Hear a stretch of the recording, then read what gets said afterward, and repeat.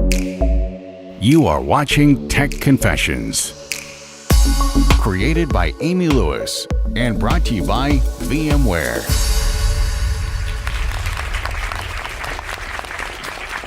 Welcome to the DeLorean. Thank you. Glad to be here. Good. Well, although we are in an unusual place, the question we love to start off with is, what was your software-defined moment? My software-defined moment? Well, there's a couple of them, but looking at the clock, going back in time, it was somewhere in 2004. My software. So I was a quite early software-defined guy. While we did a project with a large implementation of one of the first VMware environments, where we did the live first vMotion in production of our customer environment. And that was pretty spectacular. And what's so spectacular about software-defined at that moment is that the customer started realizing that a virtual machine is a set of files. And what you can do with a set of files, you can copy it, you can clone it, you can send it somewhere else. And also changing the network is just setting a parameter in a file and then it's changed. Changing the storage is setting a change in a file and then it's changed. So a virtual machine is essentially just a set of files. So back in 2004, we already had the software-defined thing, but we didn't coin it like that. We called it virtualization.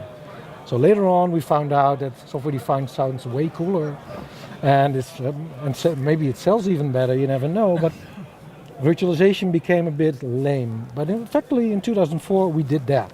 We did the software-defined thing right then, and when the customer started realizing that and the value of it, they immediately got it. They saw that what it did for them, and that's also where I started my career in virtualization and never looked back. Never looked back? No. So was that your first time actually seeing vMotion in practice, or was it just the customers?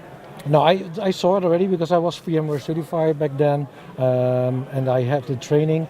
And in the training I had, vMotion wasn't out yet back then. But then one of the VMware guys came in at the training and showed a beta version of vMotion working. And then we got really enthusiastic, of course, because we felt very, very special.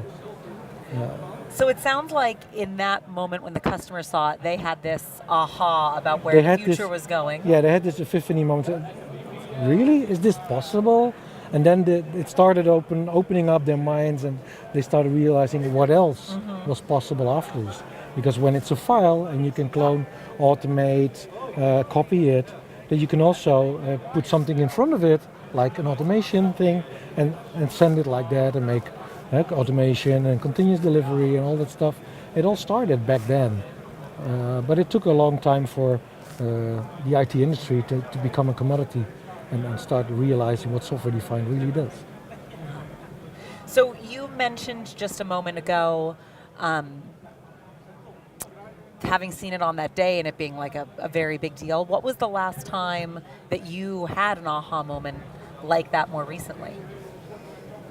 The last time, I think it was this year in February. Oh, no way. When I was at our global CTOA conference, where we combine every year with all the field principals, and we spoke about the developments we're doing in blockchain, which is very, very interesting, new and cool technology. And while a lot of people are doing something with blockchain, I think what VMware is bringing to the table, it will be significant and it will be differentiating. I can't say all the details about it, but it was my epiphany moment of this year. No way. And getting to know what we are doing in blockchain. Wow, that makes it even better. I am curious, even as a VMware employee, because when I think blockchain, I think cryptocurrency. Yes. I can give you a 1-minute explanation of the difference about cryptocurrency and what we're doing. I'd love to hear it. So what enterprises of our customers are looking for is to use blockchain as a way to register transactions, for example, in supply chain. So when you sell something, you want to register that on a blockchain.